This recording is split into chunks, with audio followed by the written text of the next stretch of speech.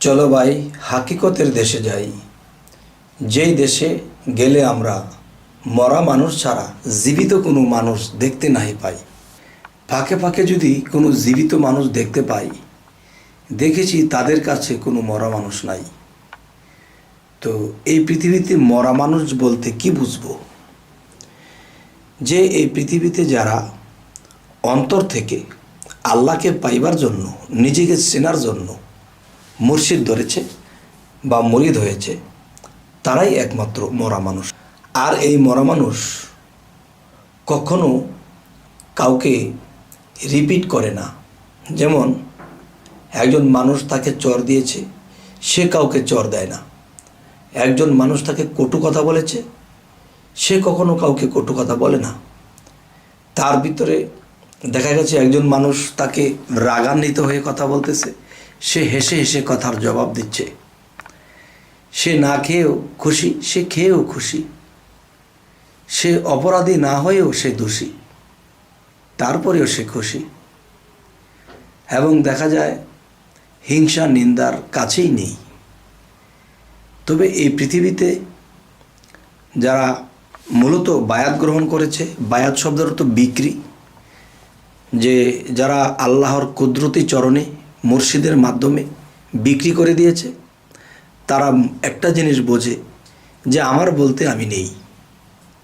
তাই বলবো যে হাকিকতের দেশে যদি কেউ যায়, তো সেখানে দেখবে সব মরা মানুষ।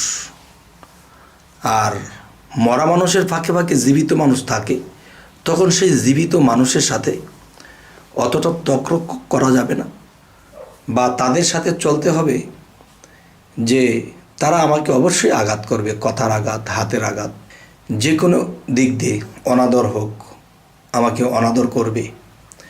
তখনই মনে করব যে আমি তাদের আঘাত যদি নেই, তাদের কথার আঘাত যদি নেই, তাদের শরীরের দেহের আঘাত যদি আমি নেই, তখন একটা সময় তাদের কাছে আমি জয়লাভ করব এবং তাদের উসিলাতে আমি একদিন উলিয়া উলিয়া হব।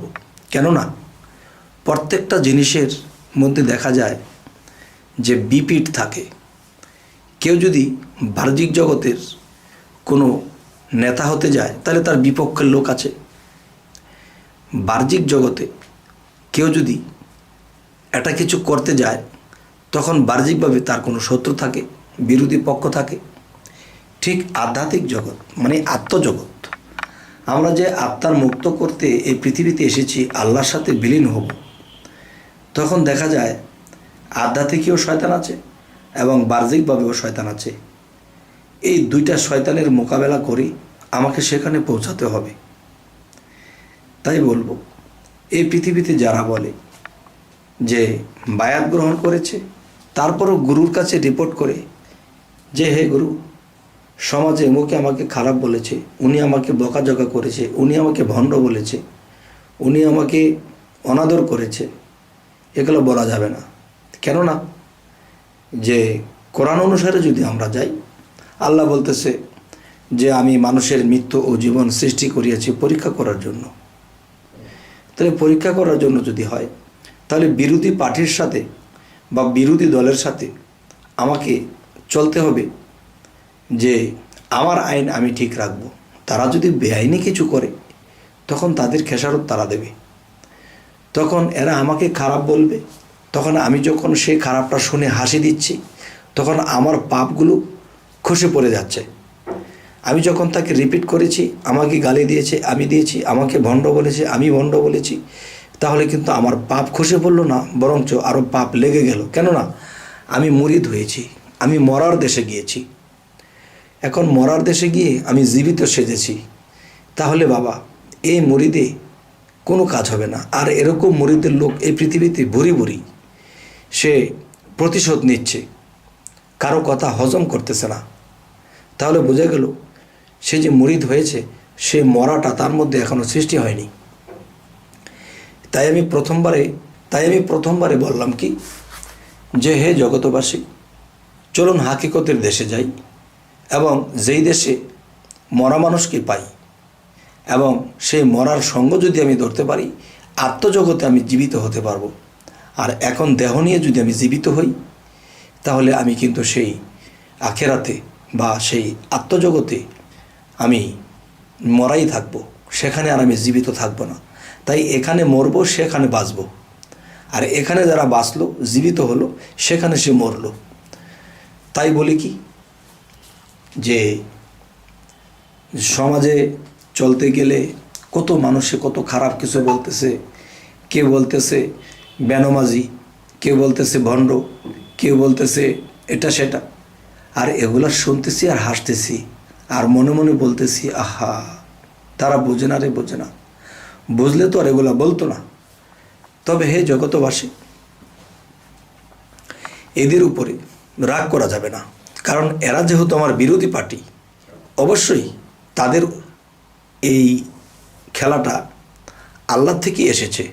যেমন হজরত মুহাম্মদ সাল্লাল্লাহু আলাইহি সাল্লাম, তিনি কিন্তু যে কাফেরদের মোকাবেলা করেছেন বা তাদেরকে মাথায় হাত বুলিয়েছেন, এবং মসজিদে নববীর ভিতরে যখন একটা কাফের প্রস্রাব করতে গেছে, তখন কিন্তু তাকে মারেনি, তখন তাকে মাথায় হাত বলে দুই কথা বুঝ দিয়েছিল। তখন সে কাফেরও নবীর পায়ে ধরে বলছে, হুজুর, আপনার পথ, আপনার ধর্মই সত্য, আমাকে আপনার ধর্মের কলমাটা পড়াইয়ে দেন, কারণ আমার ধর্মের মধ্যে এরকম ধৈর্যশীল লোক আমি কখনোই দেখিনি। তখন আমার কথা হলো, যারা আমাকে অনাদর করবে, অসম্মান করবে, আমি তাকে সম্মান করব, আমি তাকে ভালোবাসবো। তখন একদিন, 2 দিন, 5 দিন, 10 দিন সে দেখবে কি রে, আমি তাকে খারাপ বলি, সে তো আমাকে ভালো বলে, সে তো আমাকে আদর দেয়, সে তো আমার সুনাম করে।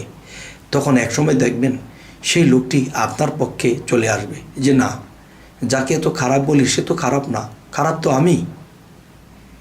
এখন যদি যুদ্ধ করি, মারামারি করি, তখন কি হবে? তখন সে আমাকে কখনোই মানবে না, বরঞ্চ আমার শত্রু হয়ে যাবে। তাই আমরা যদি সেই প্রেমের দেশে যাই, সেই ভাবের দেশে যাই, সেই হাকিকতের দেশে যাই এবং সভ্য, নর্ম, ভদ্র হই, ধৈর্যশীল হই, অবশ্যই আমাদের জয় হবেই। তবে হে জগতবাসী, আজকের এই আলোচনাটা কেন করলাম? যে আমরা তরিকত জগতে ঘুরে ঘুরে দেখেছি যে আমরা নিজেরা তবারক খেতে পাগল হই, কিন্তু না, বাইরের লোক যারা আসবে তাদেরকে আদর করে আমরা তবারক খাওয়াবো, আমাদের ভাগ্যে থাক বা না থাক। আরেকটা বিষয় হলো, কেউ আমাকে কটু কথা বলেছে, আমি তাকে বলবো না, হাসি দিয়ে তার মাথায় হাত বুলিয়ে দেব, তার প্রশংসা করে দেব।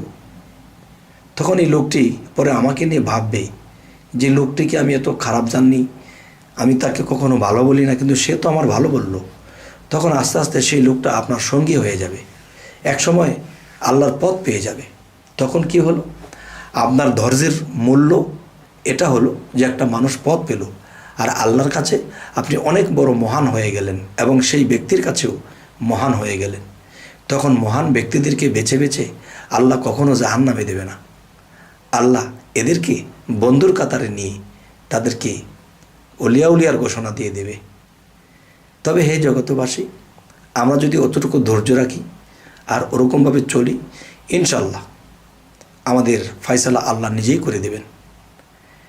তো হে জগতবাসী, আমাদের এই চ্যানেলের আলোচনা যদি আপনাদের ভালো লাগে তো অবশ্যই সাবস্ক্রাইব করুন এবং পরবর্তীতে আপনাদের সাথে আবার সাক্ষাৎ হবে।